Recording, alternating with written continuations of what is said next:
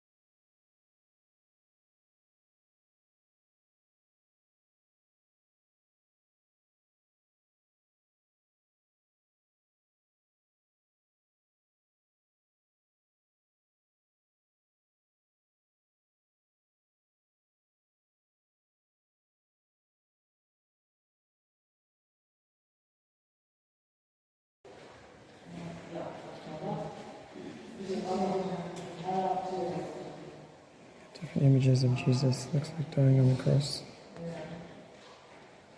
I'm right outside, hard to see with the sun, but the sun actually broadcasts a cross right there. And they say that's from Cobb. Doesn't give a time period, just Byzantine. Let's see if we can find any more around here. On this one here, actually the backside, this shows a cross on the backside here.